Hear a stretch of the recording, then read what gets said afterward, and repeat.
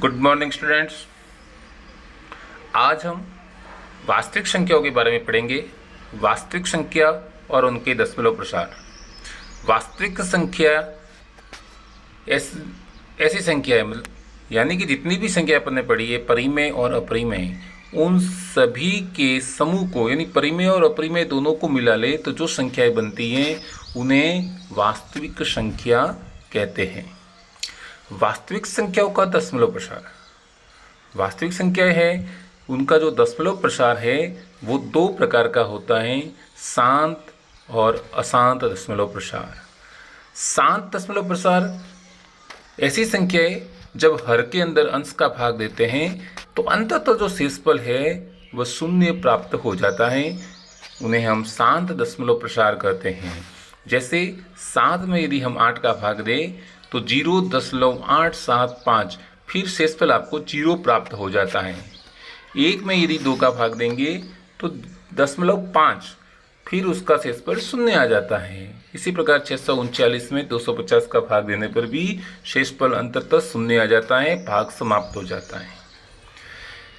इन सभी संख्याओं के अंदर कुछ क्षणों के बाद जो शेषफल है वह 0 आ रहा है, अतः इनका दशमलव प्रसार शांत है। और ये संख्या है, कैसी संख्या होगी? ये परिमेय संख्या होती है। दूसरा है अशांत दशमलव प्रसार। ऐसी संख्याएं जिनमें हर का अंश में भाग देने पर शेषफल कभी 0 प्राप्त नहीं होता। अब ये अशांत दशमलव प्रसार भी दो प्रकार के होते हैं। पहला है अशांत आवर्ती और दूसरा होता है अशांत अनावर्ती। अब अशांत आवर्ती ऐसी संख्याएं जिनके भागफल में अंकों की संख्या या अंकों का खंड है उसकी पुनरावृत्ति होती है। पुनः समझिए कि जब भाग देते हैं तो दशमलव के बाद या तो अंक का दौरान होता है या अंकों का कोई समूह होता है, खंड होता है, उसका दौरान होता है। जैसे देखिए 1 के अंदर 3 का भाग देते हैं तो आपको 0.333 हर बार भाग 3 बार जाता है और शेषफल 1 बचता रहता है। फिर 3 बार भाग जाता है, शेषफल 1 आता है। यानी यहाँ पर 3 का दौरान 3 की जो है पुनरावृत्ति हो रही है। 1 के अंदर यदि हम 7 का भाग देंगे तो देखिए 0.142857, 142857, फिर उसके बाद वापस 142857, फिर 142, यानी 142 857। ये 6 अंक है। इन 6 अंकों का जो ये खंड है इनका यहाँ पर बार बार दोहरान हो रहा है। तो इस प्रकार के दशमलव प्रसार जिसके अंदर अंक का या किसी अंकों के खंड का दोहरान होता है, पुनरावृत्ति होती है, इन्हें हम अशांत आवृत्ति या इसको अनवसानी आवृत्ति भी कहते हैं। इनका दशमलव प्रसार अशांत आवृत्ति कहलाता है। और ये संख्या भी, जिन संख्याओं का इस प्रकार का दशमलव प्रसार होता है, ये संख्याएं भी परिमेय संख्याएं होती हैं। दूसरा है अशांत अनवसानी आवृत्ति, अशांत अनावर्ती या अनवसानी अनावर्ती। आवर्ती में दोहरान होता है, अनावर्ती का मतलब है दोहरान नहीं है। दशमलव के बाद जो भी अंक आते हैं उन अंकों का किसी भी प्रकार का कोई दोहरान नहीं होता। 50 अंकों तक भी यदि हम बार बार भाग देते जाएं तो अंकों का क्रम वो नहीं आ रहा है। जैसे उदाहरण के अंदर √2 और पाई, इनका मान दिया गया है। इन्हें इतने लंबे भाग देने के बाद भी किसी भी अंक या अंकों के समूह का दोहरान नहीं है। ये अलग अलग अंक आते रहते, इनका कोई क्रम नहीं है। अतः इन्हें हम अशांत अनावर्ती दशमलव प्रसार कहते हैं और ऐसी संख्याओं को हम अपरिमेय संख्या कहते हैं। तो परिमेय और अपरिमेय संख्या में दो अंतर हो गए। पहला तो कि परिमेय संख्या जिन्हें हम p/q के रूप में लिख सकते हैं और अपरिमेय जिन्हें हम p/q के रूप में नहीं लिख सकते। ये पहला तो उनकी परिभाषा है, वो अंतर है।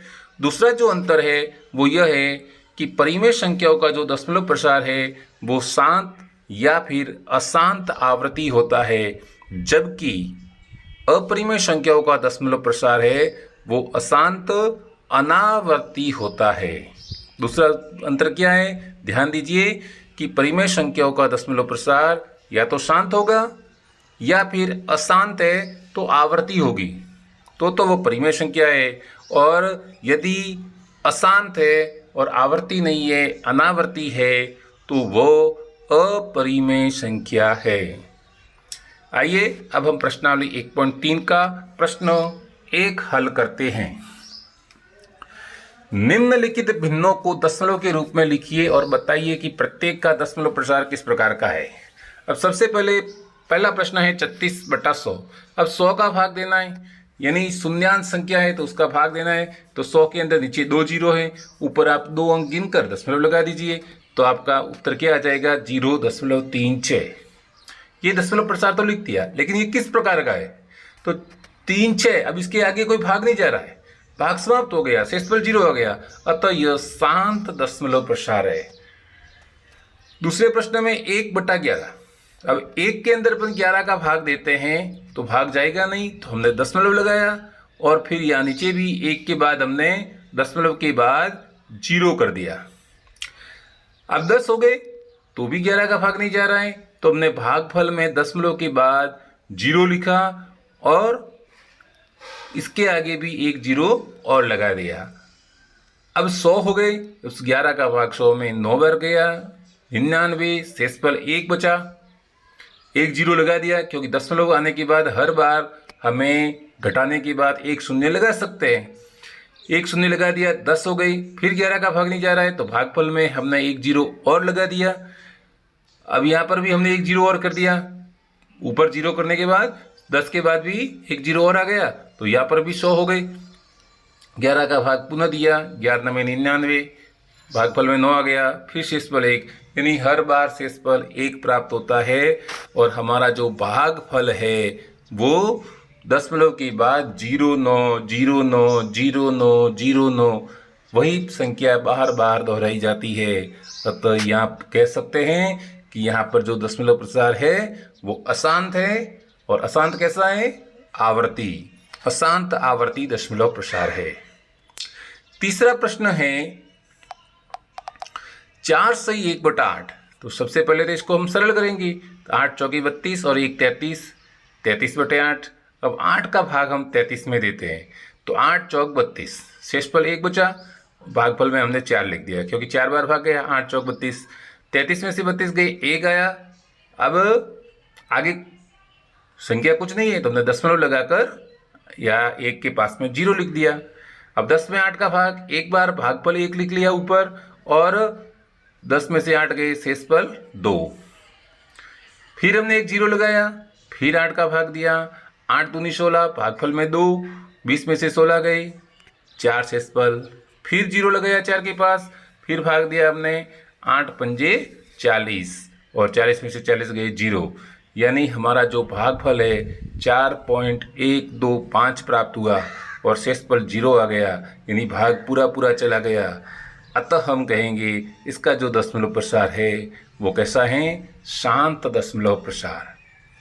इसी प्रकार 3 में 13 का भाग, 2 में 11 का भाग, और 329 में 400 का भाग देकर हम इनके दशमलव प्रसार को प्राप्त कर सकते हैं। मैंने इनके दशमलव प्रसार यहाँ लिखे है, भाग आप स्वयं करेंगे, आप स्वयं अभ्यास करेंगे और इनके दशमलव प्रसार निकालेंगे। धन्यवाद।